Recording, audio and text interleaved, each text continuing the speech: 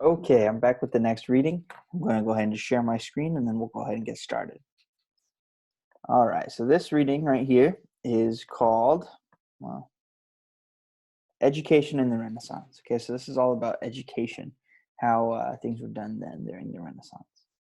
So it's by Sharon Fabian.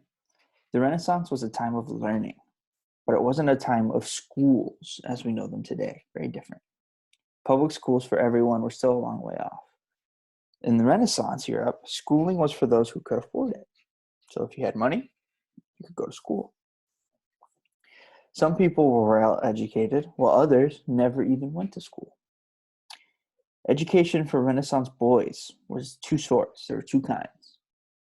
There was the classical education, based on the Latin language for boys who planned to go on to a university.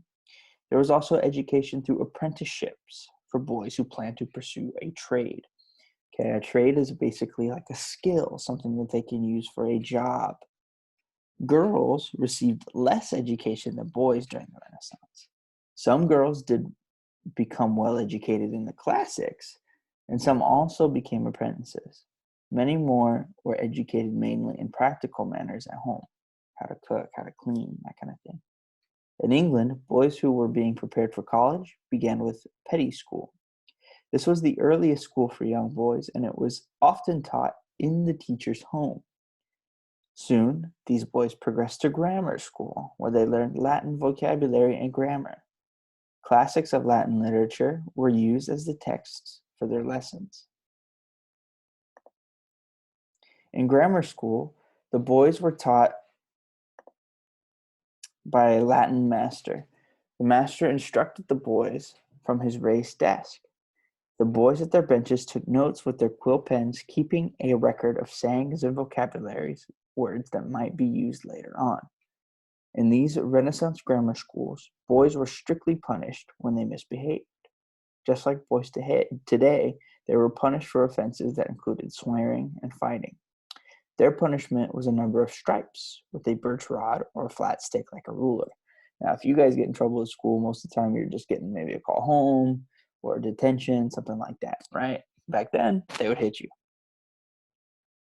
Schools did not have organized sports teams, but their boys enjoyed a game on their own whenever they had time. The school day was long, lasting around 12 hours. Our school days last around 7. Boys who completed their grammar school studies were ready to go on to a university. There they would continue to receive a classical education by studying the works of Aristotle, Cicero, Hippocrates, and others. Some students would prepare for a career in law. Others would study theology. Theology is the study of religion. And still others would take up medicine. Whatever their chosen field, however, all of the university students were expected to become educated in the 7 liberal arts. They studied grammar, rhetoric, logic, arithmetic, geometry, music, and astronomy. At the University of Padua in Italy, science was considered very important. Boys there received a liberal education, but there was also encouraged to have a spirit of scientific curiosity and experimentation. They were taught to observe the world for themselves in addition to reading what classics they had to say about it. Not everyone who wanted to learn more chose the classical university education. Many boys became apprentices to a master craftsman in order to learn a trade or a skill. They began their apprenticeships at a very young age. The master craftsman was not only in charge of teaching his trade, he was also responsible for feeding and clothing his apprentices and teaching them good character traits, how they should live, how they should treat people. An apprenticeship was on-the-job training, so apprentices worked on real projects in their master's shop. Several apprentices might work on different parts of one project.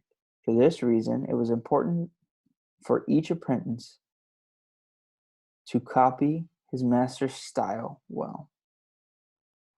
After an apprenticeship of about 7 years, a young man would produce a work of his own, known as his masterwork. If it was good enough, he was ready to continue his education by spending several years as a journeyman.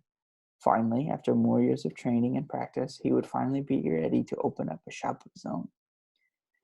Many young people did not have an opportunity to go to school during the Renaissance. Over half of them never learned to read or write. Many never learned a skilled trade. Members of the nobility and newly rich merchants were the most likely to benefit from a Renaissance education. Okay, so if you had money, you were more likely to be able to go to school. Now, down here are some questions. Okay, and this one are very important. Okay, you have to think of a couple different jobs that people might have during the Renaissance. Okay, now think about what things that people would need during their life back then. Okay, just after the Middle Ages, people are still probably fighting wars. They aren't developing really guns yet. They have long range cannons, some, but they need a lot of arrows, they need a lot of swords, they need a lot of metal work. Okay. What is it called? What is the job called of somebody that works with metal? Okay. They also need somebody to build things out of wood. They need people to make pots and pans and that kind of stuff. Okay.